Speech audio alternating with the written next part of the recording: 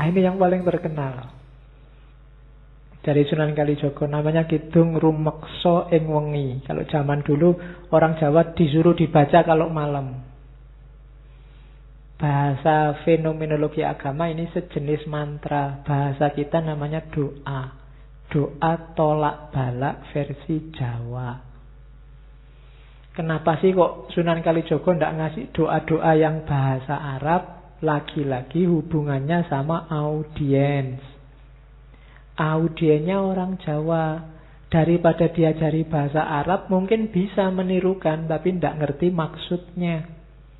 Sementara doa itu kan meminta sesuatu. Minta sesuatu ya harusnya kita paham yang diminta apa. Kan sering kita itu apal doa tapi tidak ngerti artinya. Wong doa itu minta, kita tidak jelas minta apa. Kadang-kadang doa kita apalan, sambil berdoa, sambil tangannya wil-wil, sambil apa, sambil tidak jelas. Loh itu Allah yang dimintai lah, ya bingung, kamu itu minta apa?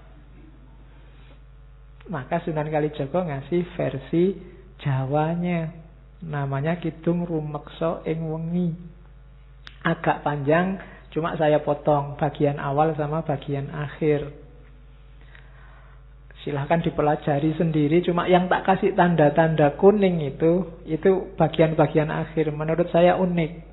Nama-nama nabi dan sahabat yang disebut oleh Sunan Kalijaga dengan kualifikasinya masing-masing. Ini silahkan nanti. Menurut saya kidung ini bisa kamu bikin tesis atau bahkan disertasi. Coba perhatikan itu ya. Kita lihat sebentar. Otakku adalah sis, Nabi Sis. Bayangkan hubungannya apa Nabi Sis sama otak. Nabi Sis ini dikenal sebagai mbahnya tradisi yang oleh Syed Hussein Nasr disebut Saintia Sakra, manusia ilmu sakral. Sis dikenal sebagai manusia bijaksana yang pertama. Nabi Sis ini anaknya Nabi Adam yang keenam. Nabi Sis ini lahir sendirian. Nabi Adam itu anak pertama, kedua, ketiga, keempat, kelima itu kembar. Nabi Sis tok yang sendirian. Setelah itu yang ketujuh dan seterusnya kembar lagi. Itu Nabi Sis. Nanti di dalam Khazanah Jawa, Nabi Sis ini diceritakan beliaulah yang melahirkan orang-orang utama yang oleh tradisi kuno dikenal karena pinter, bapaknya pinter, anak-anaknya juga pinter, dikenal sebagai dewa-dewa. Itu Nabi Sis. Terus pangucapku ya Musa. Kalau ini masuk akal. Musa kan dikenal sebagai kalimullah, teman ngobrolnya Allah. Maka kata-kataku ini kayak Musa. Nafasku Nabi Isa. Ini masuk akal juga kan. Nabi Isa itu ruhullah. Tidak, Maryam melahirkan Isa tidak pakai suami, jadi langsung ruh Allah ditiupkan. Maka Nabi Isa dikenal sebagai ruhullah. Nabi Yakub pamiarsaning wang. Nabi Yakub pendengar, Nabi Daud jadi suara. Kalau Nabi Daud jelas dikenal suaranya indah. Kalau Nabi Yakub itu orang yang pada akhirnya nanti diceritakan buta tapi waskito. Meskipun diceritain oleh anak-anaknya bahwa Nabi Yusuf begini begitu dimakan oleh serigala macam-macam, tapi beliau waskito. Andalannya pendengarannya karena selalu nyambung dengan Allah, selalu mendengarkan. Kalau bahasa Jawanya sasmito gaib. Nabi Ibrahim nyawaku.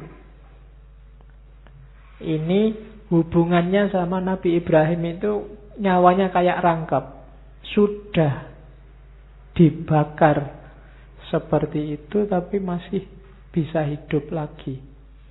Punya vitalitas hidup yang luar biasa, semangatnya mencari kebenaran luar biasa. Maka Nabi Ibrahim nyawaku. Nabi Sulaiman, bukan, tulisannya memang Sulaiman ya. Ya. Jadi Sulaiman disebutnya Sulaiman. Itu yang bikin Ustadz Fahmi Basa yang dari Jakarta itu menganggap bahwa Sulaiman ini dari asal kata Sulaiman, dan Candi Boko itu istana Ratu Balkis yang singgasananya satu diambil oleh pengawalnya Nabi Musa, dan singgasana itu jatuh sekarang jadi Borobudur.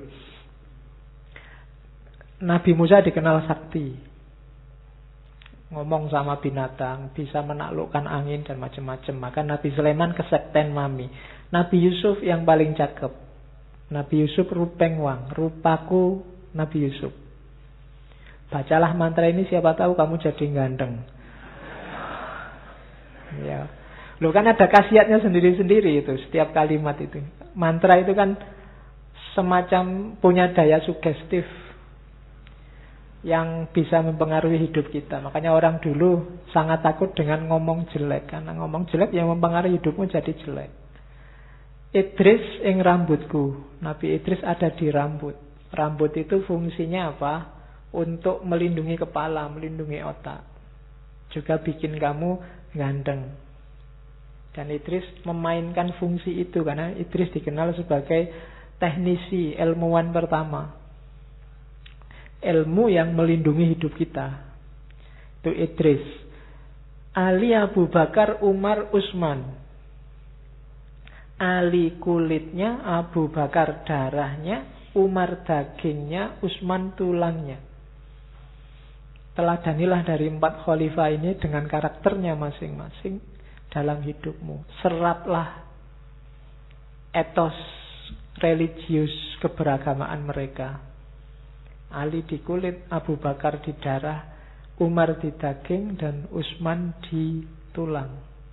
Sumsumnya Fatimah, Siti Aminah, Bayuning Angga. Ini semacam ngomong jasmaniah sama rohaniah.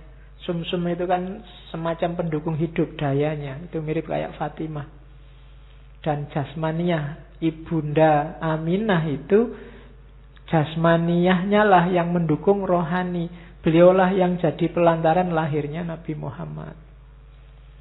Maka Ayub jadi ususnya. Nabi Ayub itu ususnya dawa kalau bahasa Jawanya. Tangguh sekali. Dapat cobaan seberat itu masih bisa ngatasi. Maka Ayub ing ususku. Nabi Nuh ing jantungku. Nabi yang 900 tahun lebih dakwah dan tidak putus asa. Sampai dikenain bencana banjir luar biasa. Punya daya hidup yang luar biasa. Maka Nabi Nuh ada di jantungku. Nabi Yunus adalah ototku. Nabi Yunus punya kekuatan yang dahsyat untuk bertahan di dalam perutnya ikan. Itu maka Nabi Yunus dianggap manifestasi kekuatan jasmaniah ototnya. Terus mataku Muhammad Nabi yang ngerti mana benar mana salah. Itu pedoman kita hanya Nabi Muhammad. Pamuluku Rasul. Ini agak dibedakan ya, Muhammad sama Rasul. Muhammad sebagai manusia dan Muhammad sebagai Rasul. Kalau sebagai Rasul levelnya lebih tinggi dari manusia. Mereka yang bisa komunikasi langsung dengan Allah. Makanya Muhammad Rasulku, dan semuanya itu di bawah naungan Adam dan Hawa. Sumbernya manusia semua dari sana. Dan kalimat terakhirnya, sampun pepak sak katai para nabi dadiya sarira tunggal. Hidup kita, seraplah semua energi, semua kekuatan dari para nabi, para sahabat tadi, sehingga utuh dadiya sarira tunggal. Teladani mereka semua secara fisik, dan semangat energinya masukkan ke rohanimu. Utekmu Sis, kata-katamu Musa, rohmu Isa, pendengaranmu Yakub, suaramu Daud, nyawamu Ibrahim, dan seterusnya. Itu kalimat-kalimat dari Kidung Rumeksa ing Wengi. Saya tidak tahu kalau kalian baca ini ampuh apa enggak, karena kalian pinter. Orang pinter itu biasanya gampang ragu-ragu. Dan orang ragu-ragu itu tidak ampuh. Ya, susah. Kenapa orang biasa lebih gampang sakti? Karena mereka yakin. Keyakinan. Bahkan saya yakin kamu berdoa pun mungkin, kenapa doamu jarang dikabulkan? Karena kalau kamu berdoa, keyakinanmu nggak full. Kamu nggak berani berdoa, ya Allah semoga aku lulus cum laude. Apa ya bisa ya sekarang IP ku sekian. Ya kan? Kamu ndak pernah percaya 100% sama Allah, ya Allah datangnya sesuai level keimananmu. Ya Allah, semoga dapat istri yang cantik. Bisa ora ya aku wajahku cuma kayak gini aja ndak bisa. Ya kan? Ndak 100% kamu yakinnya pada Allah. Kadang-kadang kamu berdoa, ya Allah, rezeki yang lancar, istri yang cantik, kemudian hidup yang apa ya mungkin itu kabul. Kamu kan agak gimana? Ya percaya sih Allah bisa mengabulkan, tapi keyakinanmu ndak full. Ya Allah datangnya ya sejauh yang kamu yakini.